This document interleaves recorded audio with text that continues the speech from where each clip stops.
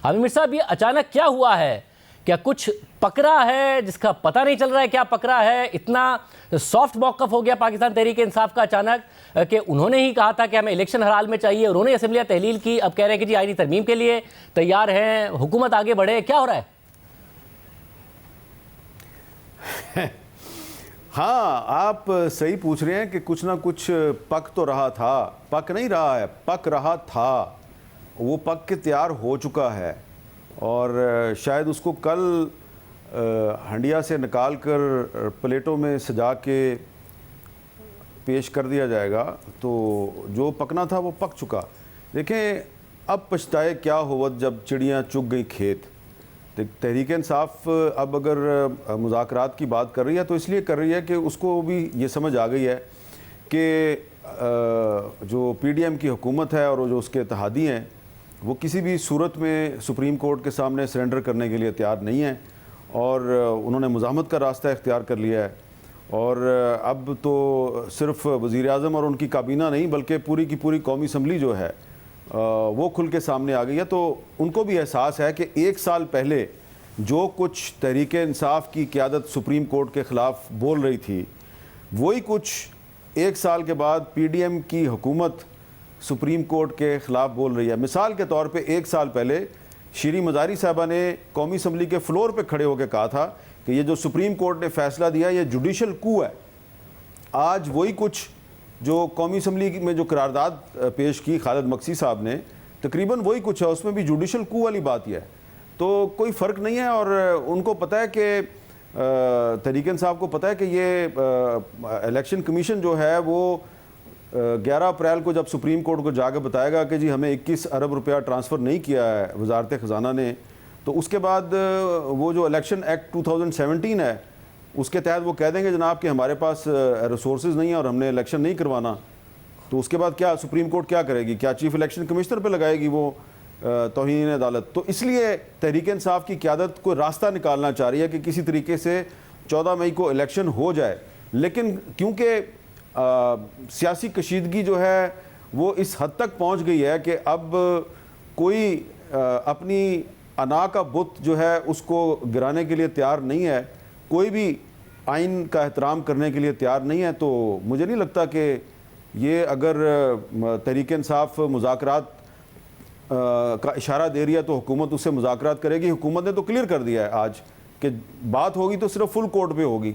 और मेरी ज़ाती राय ये है कि अब अगर फुल कोर्ट बन भी जाए तो फुल कोर्ट भी ये मसला हल नहीं कर सकती। और अभी भी अगर तहरीक इंसाफ को समझ नहीं आई कि अब तो अली मीन गंडापुर को भी गिरफ़्तार कर लिया गया आज शाम को, तो अगर नेशनल सिक्योरिटी कमेटी के इजलास से एक दिन पहले अली मीन गंडापुर गिरफ़्तार हो गया है तो आपको समझ आना चाहिए कि जो कुछ पक रहा था वो पक के तैयार हो चुका है और कल सबके सामने पेश कर दिया जाएगा। सब मगर फिर ये अचानक इमरान खान साहब के मौक़िफ़ में तब्दीली कैसी? एक बहुत बड़ा यू टर्न है। उन्होंने खुद ने ये मौक़िफ़ बनाया कि जो मौजूदा आर्मी चीफ हैं वो इस सब के पीछे हैं, जो हमारे खिलाफ कार्रवाइयाँ हो रही हैं उनके बगैर ये हो नहीं सकता। उन्होंने शदीद तनकीद का निशाना बनाया। टाइम के इंटरव्यू में उन्होंने कहा कि जो इस वक्त परेशान है इस्टेब्लिशमेंट, वो एक आदमी ने कभी इतना ज़्यादा उनको परेशान नहीं किया। इसके अलावा वो सिविलियन सुप्रीमेसी की बात करने लगे। फिर अचानक आज कह दिया कि नहीं जी हमारी जो लड़ाई कराना चाहती है फ़ौज से वो पीडीएम है। खुद ही उन्होंने तनकीद की, खुद ही यू टर्न लेकर पीडीएम के ऊपर डाल दिया। क्या कोई दरमियान में कोई मुज़ाकरात का सिलसिला शुरू हुआ? ऐसी कोई बात है? क्यों इतना बड़ा यू टर्न लिया इमरान खान साहब ने? देखिए, ये शाहजेब भाई अगर आप बुरा ना बनाएं तो ये सवाल आप मुझसे पूछ रहे हैं ये बड़ी ज़्यादती है। इसलिए कि आप मुझसे पूछ रहे हैं कि इमरान खान साहब ने इतना बड़ा यू टर्न क्यों लिया है। ख़ुद आप कितनी दफ़ा इमरान खान साहब के यू टर्न और उनके पुराने क्लिप्स जो है वो चलाते रहे हैं।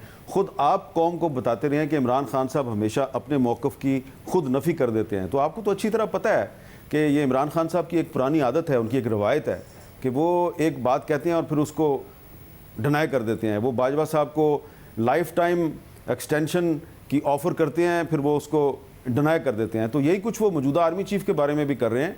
तो ये बात मैं आपको अपनी इन्फॉर्मेशन की बुनियाद पर बता सकता हूँ कि तहरीक इंसाफ ने मौजूदा फ़ौजी क़यादत के साथ बातचीत के चैनल खोलने की बहुत कोशिश की, बहुत ज़ोर लगाया।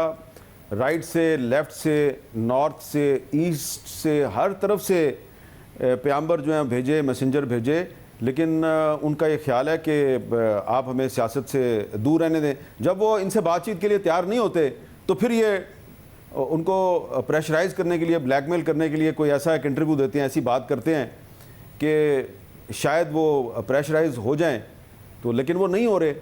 और ज़्यादा आपको इंतज़ार नहीं करना पड़ेगा, बहुत जल्द आपको पता चल जाएगा कि हालात किधर जा रहे हैं। और जहाँ तक इमरान खान साहब का ये कहना कि जी जो कुछ भी है पाकिस्तान में वो आर्मी चीफ़ करता है और आर्मी चीफ़ पाकिस्तान का सबसे बड़ा ताकतवर इंसान है, तो ये बात भी वो पहले कई दफ़ा कह चुके हैं। उनकी किताब पढ़े ना, जो 2016 में शाया हुई थी, उसमें भी उन्होंने यही बातें लिखी हुई हैं और आज 2023 में भी वो यही बातें करते हैं। दरमियान में एक पीरियड आया था जब जनरल बाजवा साहब एक बहुत बड़े डेमोक्रेट जनरल बन गए थे उनके लिए, बाद में फिर उन्होंने कहा कि सबसे बड़े फसाद की जड़ ये है। तो अगर बाजवा साहब के बारे में उन्होंने यू टर्न मारे हैं, अपनी स्टेटमेंट्स को तब्दील किया है, तो मौजूदा आर्मी चीफ के बारे में भी वो ऐसा बार बार करते रहे हैं,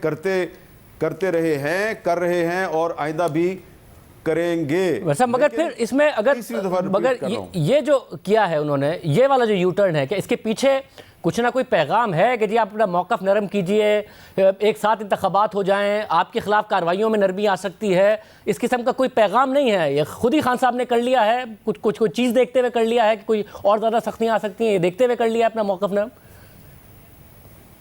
देखें, इमरान खान साहब को साफ नज़र आ रहा है कि उनके, देखें ना, तहरीक इंसाफ कहती है कि ये जो पीडीएम की हुकूमत है इसके कुछ हैंडलर्स हैं, लेकिन पीडीएम की हुकूमत जो है उसमें इतनी हिम्मत नहीं है कि वो भी कुछ हैंडलर्स का जिक्र करे। सिर्फ मरियम नवाज साहबा हैंडलर्स का जिक्र करती हैं, बाकी शहबाज शरीफ साहब तो जिक्र नहीं करते, ना ही कोई और करता है। हैंडलर्स तो दोनों तरफ है ना।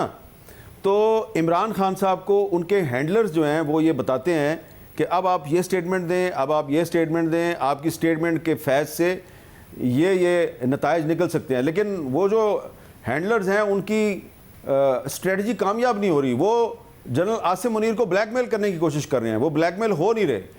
तो कोई मुज़ाकरात नहीं हो रहे, ना कोई किसी ने इनसे मुज़ाकरात पे आमादगी ज़ाहिर की है। हाँ, इन्होंने कोशिश ज़रूर की, लेकिन वो भी कोशिश कामयाब नहीं हुई। लेकिन इस सारी सूरत हाल में आपको और मुझे जो ज़्यादा परेशानी होनी चाहिए वो ये होनी चाहिए कि हुकूमत की और इमरान खान की इस लड़ाई में ये जो पाकिस्तान का आइन है ये पूरी दुनिया के सामने एक तमाशा बन गया है। और इसका नुकसान सिर्फ हुकूमत को नहीं, सिर्फ इमरान खान को नहीं, बल्कि दोनों अतराफ़ के हैंडलर्स को, आपको और मुझे, हम सब को होगा।